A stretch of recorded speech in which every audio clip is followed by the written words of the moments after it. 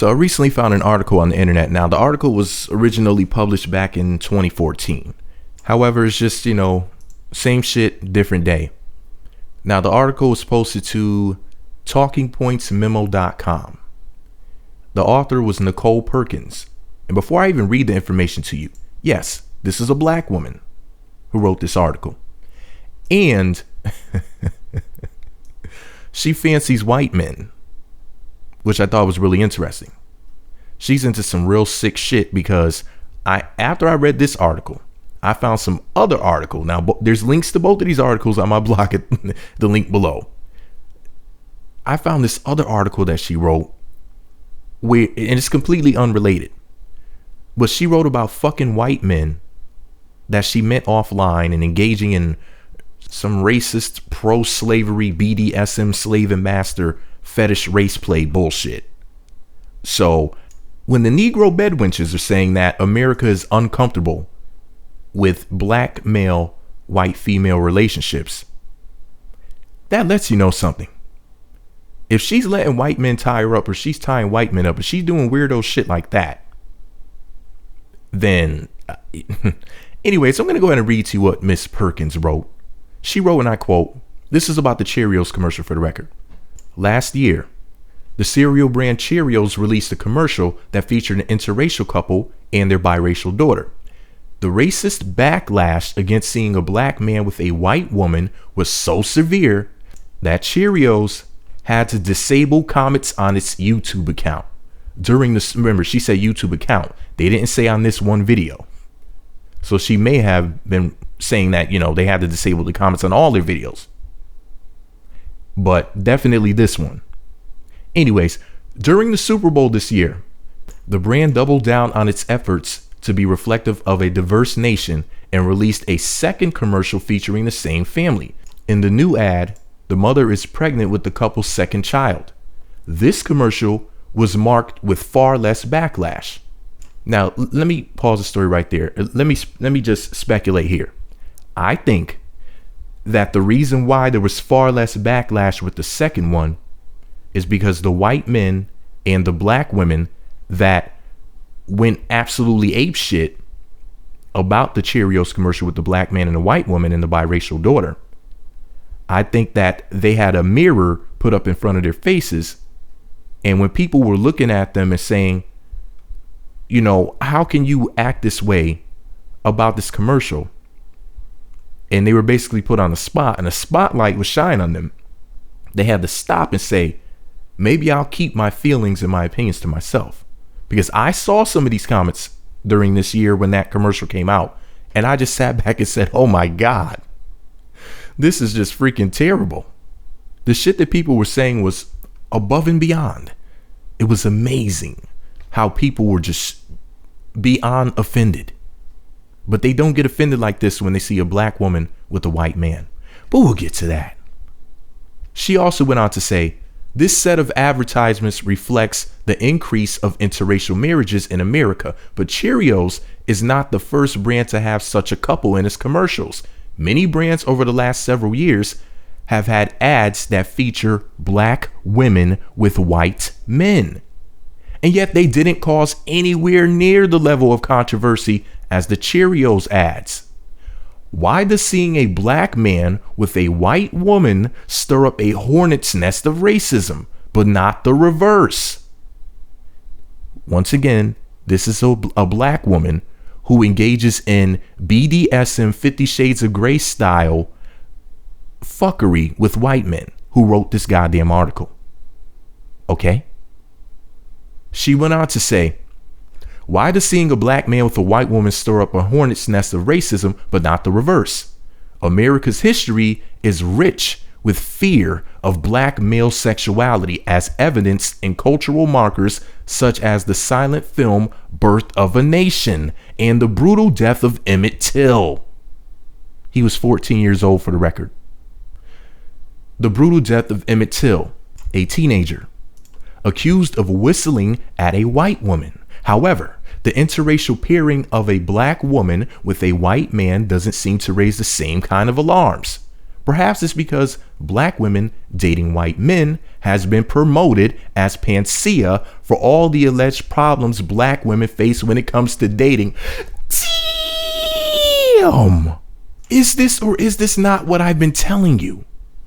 Let me reread that real quick before I go on. I just gotta let that marinate for a minute. Perhaps it's because black women dating white men has been promoted as panacea for all the alleged problems black women face when it comes to dating. In 2009, the dating website OkCupid released data suggesting that black women get the fewest responses even from black men. The data launched 1,000 blog posts and articles, some urging black women to date outside of their race in order to find more mates. The idea is that the more educated or more successful black women become, the fewer opportunities they have to date black men, and therefore they should expand their dating pool. It's another more analytical, less stereotypical way of saying black men aren't worthy enough to date, so turn to someone else. Once again, this is a black woman who fucks white men who wrote this shit, saying this. So it didn't come from my mouth. These are her words. She goes on to say, in film and television, including commercials, there is an increasing number of black women, white men couples that air with little debate. People may notice, but there's nothing on the level of the Cheerios fiasco. Although the popular television show Scandal raises some eyebrows over its main couple, the interracial pairing of Olivia Pope, played by Kerry Washington, and President Fitzgerald Grant, played by Tony Goldwyn, is produced more finger wagging because of the characters' acts of infidelity, not because of their races. The cleaning brand Swiffer recently released a commercial that features the Ruccavini family, a white man with a black wife and their biracial child. The husband has lost his forearm to cancer. The ad has been recognized for its inclusion of a person with a physical challenge as well as the racial dynamics of the family. It hasn't received negative attention of any note, perhaps because people are less willing to launch hate at an amputee. It's interesting to note that with the first Cheerios ad, the black husband and white wife were never in the same room together. That's right.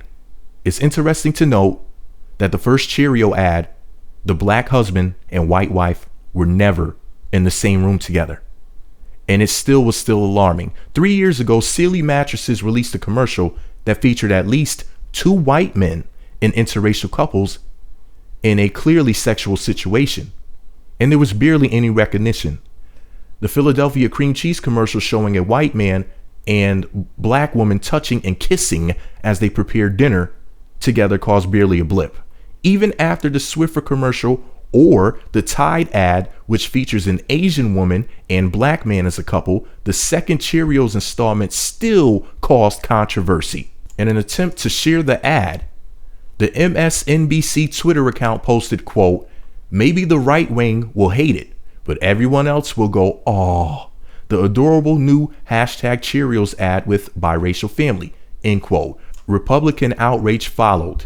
Many conservatives responded with the hashtag my right wing biracial family, posting pictures of their multiracial families to combat stereotypes.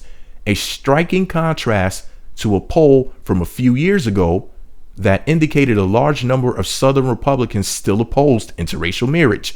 MSNBC President Phil Griffin issued an apology, which Republican National Committee Chairman Reince Priebus accepted. I hope I pronounced his name correctly. Anyway, she goes on to say the American public seems more willing to accept or ignore seeing a black woman with a white man than a black man with a white woman, according to reports. Black men have a higher rate of interracial marriage than black women, which means it's more common, and yet it also launches more racist backlash. While bigots focus on tearing down the significance of the family in the Cheerios commercial, advertisements featuring white men with non-white women are overlooked. Commercials with white men coupled with black women don't cause nearly as much disagreement as the inverse. Maybe it's because white men are seen as improving a black woman's life, saving her from black men who are more interested in dating white women, if various statistics are to be believed. Regardless, none of these interracial commercials should be targeted for hate. In fact, commercials still have a long way to go to be more reflective of the country's diverse households. And at the bottom it says Nicole Perkins is a freelance writer based in her hometown of Nashville, Tennessee. In other words, she's from the South. This is a black woman from the South who's in some Negro Bed Wench fetishes with white men. Just for the fucking record, she's on some 50 Shades of Grey, possibly some 12 Years a Slave type shit behind the scenes. But anyways, thank you, Nicole, for the article, because it proved my point. Everything that she's saying is actual fact. This is the shit that I've been saying to you. I'm so glad I happened to just run across this article. I don't even remember what I was looking up. And whatever it was, actually, years ago, there was a commercial, which somebody mentioned in my comment section. I can't remember this guy's name, but it was a commercial. It was like a black girl in a car. I don't know if she was like trying to obtain her driver's license or what it was. She was in the car talking to another black girl, if I'm not mistaken. I don't remember if it was her mother, sister, whatever it was. But she blurted out something about, yeah, I got a white boyfriend, or my boyfriend's a white boy. It was something to that effect, some bullshit like that. And I forgot all about that commercial until somebody mentioned it in my comment section. And I was like, damn, that sounds so freaking incredibly familiar. And I could not find it. If I'm not mistaken, since I was typing in things about race and commercials, I accidentally stumbled across this article right here, which is stating everything that I've been trying to convey to you guys for the last couple of weeks or so that I've been making videos about interracial relationships. Like she said, flat out in this article.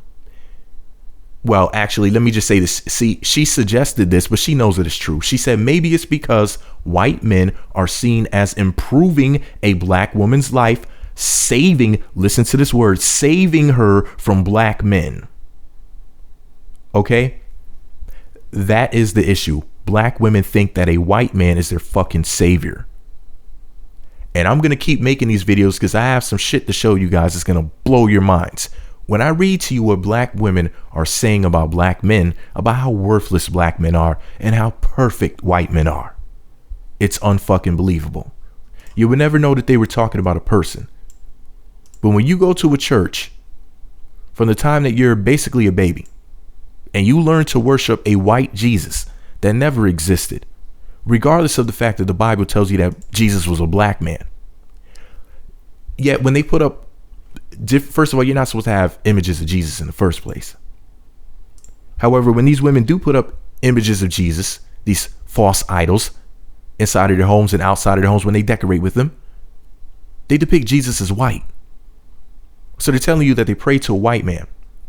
Now, if you pray to a white man, you have it in your mind that you want to lay with a white man.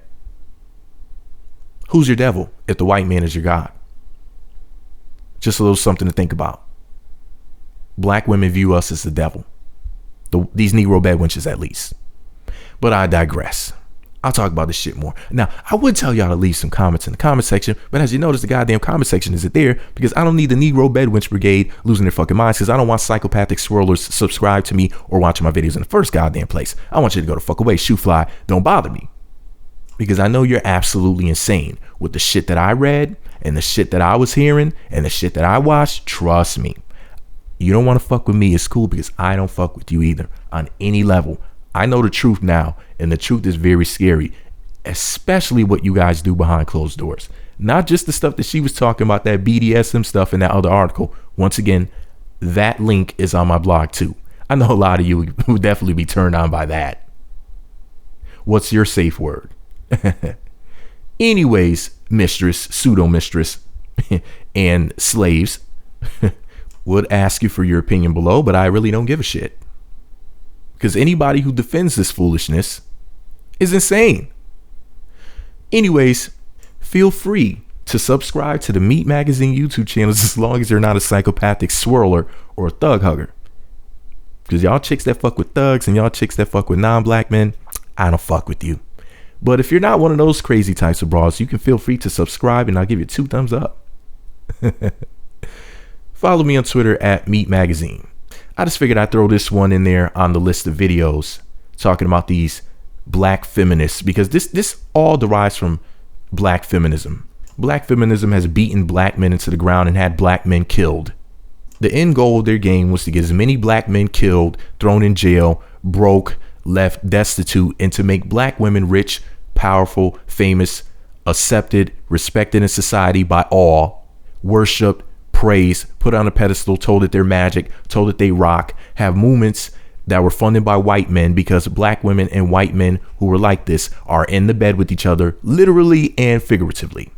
And they work tirelessly to destroy black men, for the record. That's why even till this day, the image of the black man is so poor that it receives major backlash from white men and black women. To see a black man with a white woman in a commercial together when they're not even in the goddamn same room as each other. Meat Magazine on YouTube, meatmagazine.blogspot.com. Follow me on Twitter at Meat Magazine. This playlist is about to heat up to a whole nother level. Watch what happens next. Meat Magazine.